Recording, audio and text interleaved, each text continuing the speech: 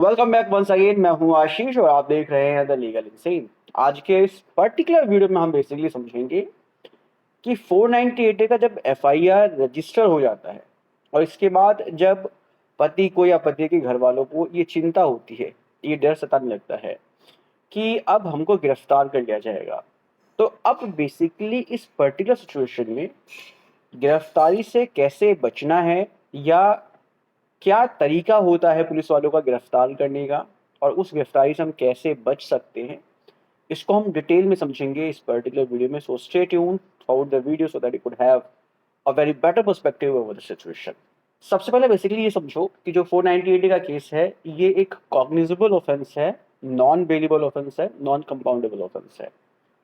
मतलब कि एक संगीन अपराध है, इसमें बेल नहीं मिलता है, ये सच बात है। और इस अपराध में कॉम्प्रोमाइज नहीं होता। अगर एफआईआर रजिस्टर हो गया है और एफआईआर रजिस्टर हो जाने के बाद पति अगर ये चाहता है कि वो पत्नी के साथ कॉम्प्रोमाइज करके एफआईआर को खत्म करवा ले, तो ये चीज़ पॉसिबल नहीं है इस केस में। लेकिन सुप्रीम कोर्ट की गाइडलाइन है कि उन ऑफेंसेस में जिसमें मैक्सिमम पनिशमेंट 7 साल की है, उन ऑफेंसेस में पुलिस डायरेक्ट गिरफ्तार नहीं करेगी। सो बेसिकली इसका फायदा जो है 498 के केस में पति को मिलता है। 498 का जो केस है उसमें मैक्सिमम पनिशमेंट सिर्फ 3 साल की है, तो इसीलिए सुप्रीम कोर्ट की गाइडलाइन के अकॉर्डिंगली इस पर्टिकुलर ऑफेंस में डायरेक्ट गिरफ्तारी नहीं होती है। सबसे पहले पुलिस वालों को एक नोटिस सर्व करना पड़ता है, जिसको हम सीआरपीसी के सेक्शन 41A का नोटिस बोलते हैं। अब ये जो नोटिस है वो बीएनएसएस के सेक्शन 35 सब क्लॉज 3 में भेजा जाता है।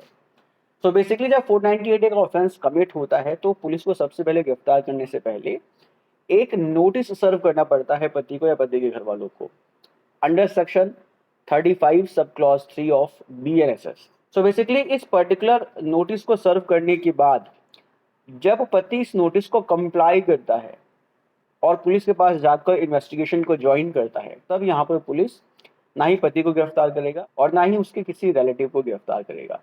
सो बेसिकली सुप्रीम कोर्ट की एक गाइडलाइन है कि जिन अपराधों में मैक्सिमम पनिशमेंट 7 साल की है उसमें पुलिस डायरेक्ट गिरफ्तार नहीं करेगी।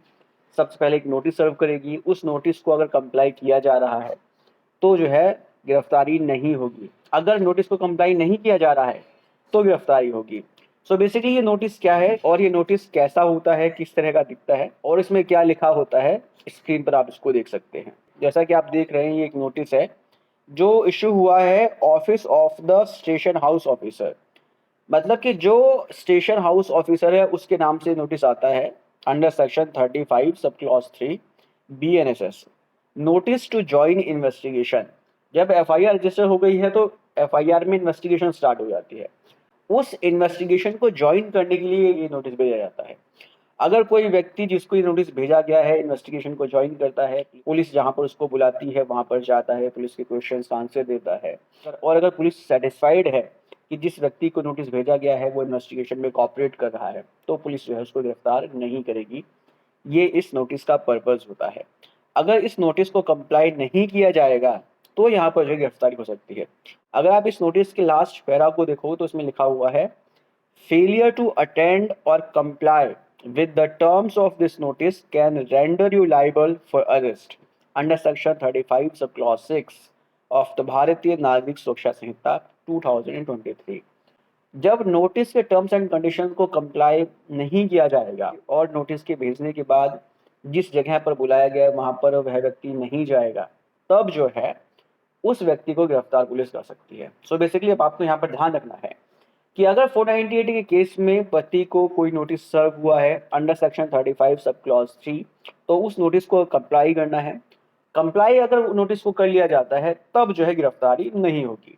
अगर कंप्लाई नहीं होता है तो फिर यहाँ पर गिरफ्तारी हो सकती है। इसके साथ ही साथ अगर सपोज करो कि उस नोटिस में 498 के साथ कोई ग्रेव सेक्शन लगा हुआ है, कोई सीरियस ऑफेंस का सेक्शन लगा हुआ है जिसमें पनिशमेंट 7 साल से ज्यादा है, तो यहाँ पर फिर ध्यान देने वाली बात यह है तब पुलिस गिरफ्तार कर सकती है। इस पर्टिकुलर सिचुएशन में एंटिसिपेटरी बेल लेना है और फिर उसके बाद इन्वेस्टिगेशन को ज्वाइन करना है। बिना एंटिसिपेटरी बेल लिए अगर इन्वेस्टिगेशन को ज्वाइन करते हैं तो यहाँ पे फिर पुलिस के पास डिस्क्रिशन है, वो गिरफ्तार भी कर सकती है। सो अब आपको बेसिकली समझ में आ गया होगा कि 498 के केसेस में डायरेक्ट गिरफ्तारी नहीं होती है।